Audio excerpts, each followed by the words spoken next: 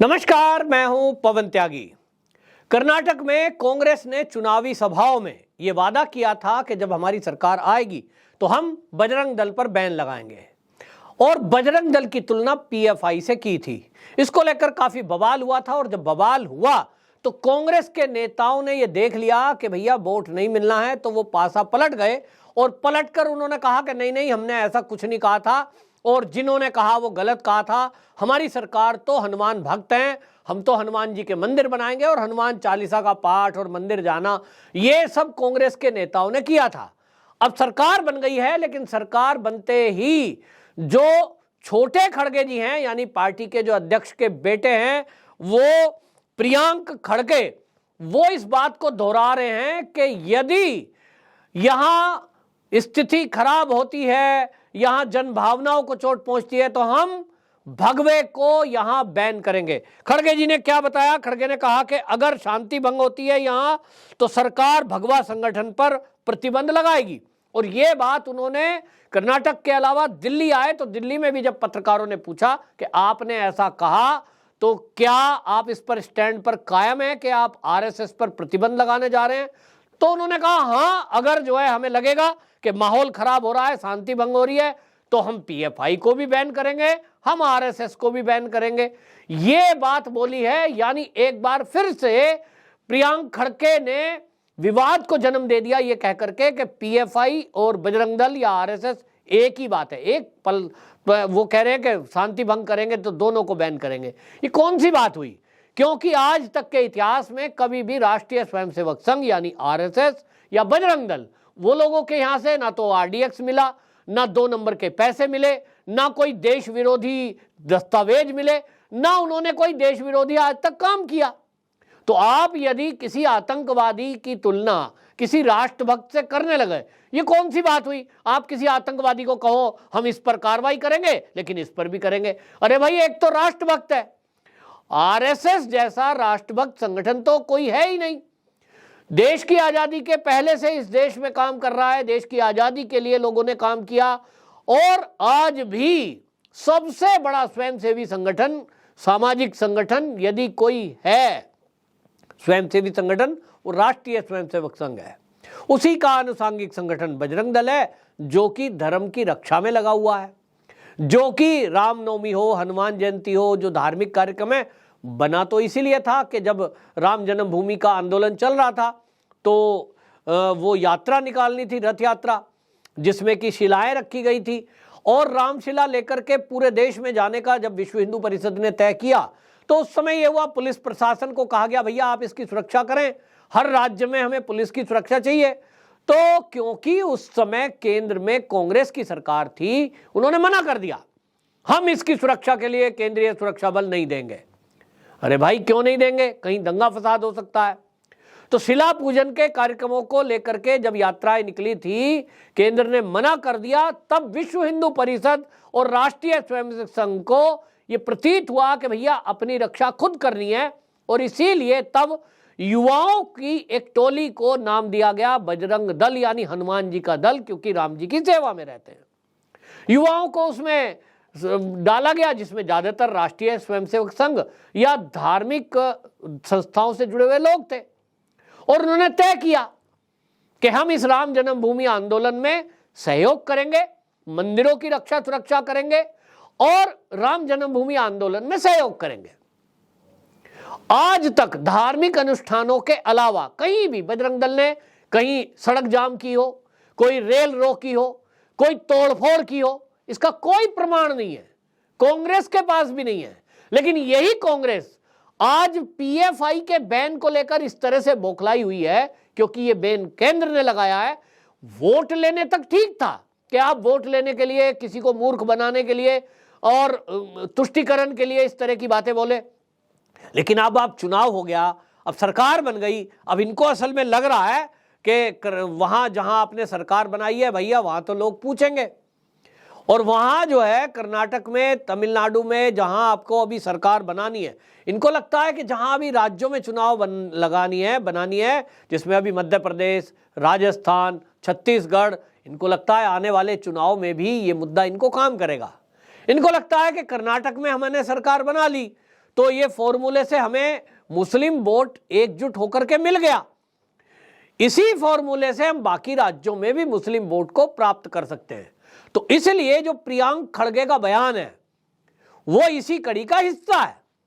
लेकिन कांग्रेस के अंदर ही लगता है कि इस मुद्दे को लेकर दो फाड़ हैं, और कांग्रेस में जो मंत्री हैं, आपको बता दूं कर्नाटक में जी परमेश्वर, वो कह रहे हैं कि गो हत्या विरोधी कानूनों को वापस लेने पर, और उन्होंने कहा कि ये बैन करने के मुद्दे पर उन्होंने कहा अभी भी इस पर पार्टी के अंदर कोई चर्चा नहीं हुई है, बैन लगाने के लेकर कोई बात नहीं हुई है, बजरंग दल आरएसएस पर बैन या ये दो कानून वापस लेना, इस पर कोई चर्चा हमारी नहीं हुई है। तो आप समझ सकते हैं कि मंत्री कह रहे हैं कि इस पर कोई चर्चा नहीं हुई, हमारा कोई विचार नहीं है, और तब तक बैन लगाना नहीं है जब तक कि शांति भंग ना हो, जब तक वो कह रहे हैं कि कुछ समाज विरोधी जन विरोधी कोई काम ना हो, और इसकी हम समीक्षा करेंगे। लेकिन मल्लिकार्जुन खड़गे जी के बेटे प्रियांक खड़गे क्लियर कह रहे हैं जी हम तो बैन करेंगे। अब देखना यह होगा कि अब ये जो कांग्रेस में हमें जिस टाइम सीएम की कुर्सी की बात हो रही थी तो दो गुट साफ साफ दिखाई दे रहे थे, एक गुट सिद्धारमैया का गुट है, एक गुट जो है वहां पर डीके शिव कुमार का गुट है। अब देखना होगा कि इस मुद्दे पर जब कांग्रेस अपने को बजरंगबली का भक्त दिखा रही थी चुनाव के टाइम पे, और जनता को यह कह रही थी कि ना ना हमारी कोई मंशा ऐसी नहीं है, ये तो अफवाह है, अब देखना होगा कि अब इसमें भी दो विचार जब सामने आ रहे हैं तो क्या कांग्रेस इस मुद्दे पर, कर्नाटक की कांग्रेस खास तौर पर, वो दो दलों में बटेगी। अब इसमें भी डीके शिव कुमार जिनकी मंशा तो थी और पब्लिक की भी आकांक्षा थी कि भैया सीएम उनको बनाया जाए, उनको सीएम पद नहीं मिला, यहां भी अंदर खाने इनमें अभी चल रहा है फूट। लेकिन अब लग रहा है कि इस मुद्दे को लेकर के, क्योंकि भारतीय जनता पार्टी और संघ ने यह तय किया है कि भाई ऐसे शांत नहीं बैठेंगे, अगर आप बार बार इस तरह से भावनाओं को आहत करेंगे तो फिर बजरंग दल भी शांत नहीं बैठेगा। इस मुद्दे पर फिर कोर्ट में जाया जाएगा कि भाई आप इस तरह से किसी एक ऐसे संगठन को जिसमें आतंकवादी गतिविधि के एनआईए की रिपोर्ट है, और दूसरी तरफ कांग्रेस का शासनकाल देश में 65 साल रहा है, उनके शासनकाल में, आप ही के शासनकाल में कोई एक ऐसी इंटेलिजेंस रिपोर्ट नहीं है जिसमें संघ या बजरंग दल दोनों के ऊपर कोई देश विरोधी गतिविधि करने का कोई आरोप हो। किसी कोर्ट में सिद्ध नहीं हुआ, ऐसे कहने को कोई भी कुछ कह दे, लेकिन जब ये सिद्ध नहीं हुआ तो आप किस बिना पर कोर्ट में आप इस पर बैन करेंगे। संघ पर बैन करने के लिए पहले भी कोर्ट में जाते रहे हैं बहुत सारे लोग, लेकिन सफलता नहीं मिली है। और यहां तक कि गांधी की हत्या को लेकर के जिस तरह से राहुल गांधी झूठ बोलते रहे, उसको लेकर के तो माफिया मांगनी पड़ी आपको। तो कुल मिलाकर ये राजनीति दिख रही है, लेकिन ये बहुत खतरनाक है कि तुष्टीकरण के कारण जो कांग्रेस ने रास्ता पकड़ा है ये बहुत भयंकर है, क्योंकि 65 साल देश में इसी के कारण दो धर्मों में आपस में दंगे होते रहे, हिंदू मुस्लिम को आपस में लड़ा दिया गया। अब कांग्रेस ने एक स्टेप और इसमें आगे बढ़ाया है कि लोगों को जातियों पर लड़ाने का भी तय किया है। और इसलिए राहुल गांधी का आपने सुना होगा, वो कह रहे हैं कि साहब जातिगत गणना होनी चाहिए, जातिगत गणना को वो कराने के पक्षधर दिख रहे हैं। हालांकि इस मामले में सुप्रीम कोर्ट ने अब फटकार लगाई है बिहार सरकार को और उस पर स्टे दिया अब, लेकिन इनकी मंशा साफ दिख रही है कि ये जो है बोल रहे हैं कि जिसकी जितनी आबादी उसका उतना भागीदारी, इस तरह की बातें बोल रहे हैं। इनका मतलब साफ है कि जातिगत गणना हो जाए, फिर उसमें एसटी ज्यादा है कि ओबीसी ज्यादा है ये पता लग जाए, फिर उनके पक्ष में खड़ा हुआ जाए और लोगों को आपस में लड़ाया जाए, ब्राह्मण ठाकुर कर दिया जाए, एससी से ओबीसी को लड़ा दिया जाए। ये जो राजनीतिक दलों की सोच है ये अलगाववादी सोच है, ये तोड़फोड़ वाली सोच है, ये देश का नुकसान करने वाली सोच है। और इसलिए इसको सुप्रीम कोर्ट ने संज्ञान लिया है। लेकिन जिस तरह की बातें अब कांग्रेस के नेता कर रहे हैं, बजरंग दल और आरएसएस को बैन की बात कर रहे हैं, तो क्या वो ये चाहते हैं कि देश के अंदर धर्मांतरण चलता रहे और उसे कोई रोकने वाला ना हो, लव जिहाद होता रहे और उस पर कोई टिप्पणी करने वाला ना हो? जो हमने देखा है कि रामनवमी की यात्राएं निकलती हैं, शोभा यात्रा, उस पर हमले होते रहें और कोई प्रतिक्रिया ना हो। जब कोई रक्षा करने वाला नहीं होगा तो क्या होगा? जहां जहां कांग्रेस की सरकार है, हमने देखा उन राज्यों में कि किस तरह से शोभा यात्राओं पर, मंदिरों पर, हिंदुओं पर, पंडितों पर, संतों पर हमले होते हैं। कौन भूल गया है महाराष्ट्र में जब महाविकास अघाड़ी की सरकार कांग्रेस के सहयोग से जो चल रही थी, पालघर के साधुओं को किस तरह से हत्या की गई। ये इनके कार्यकाल में होते हैं तो इनको कोई फर्क नहीं पड़ता, क्योंकि सनातन विरोधी है, हिंदुत्व विरोधी मानसिकता है। तो आप अपनी मानसिकता रखिए, लेकिन आप किसी राष्ट्रभक्त संगठन को, किसी देशभक्त संगठन को, किसी आध्यात्मिक संगठन को आप ये नहीं कह सकते कि वो पीएफआई की तरह है, या पीएफआई बैन करेंगे तो इसको भी बैन करेंगे। तथ्यों को, सबूतों को, दस्तावेजों को, उनको तो देखा जाएगा ना, या आंख बंद करके आप जो है केवल तुष्टीकरण करेंगे। अगर करेंगे तो कर्नाटक की भारतीय जनता पार्टी इकाई ने इसको चेतावनी दी है। उन्होंने कहा है कि हम इसको सहन नहीं करेंगे जिस तरह के बयानबाजी की जा रही है, और यदि इन्होंने बजरंग दल को बैन करने की या संघ को बैन करने की बात की तो निश्चित जानिए कि हम एक बड़ा आंदोलन करेंगे।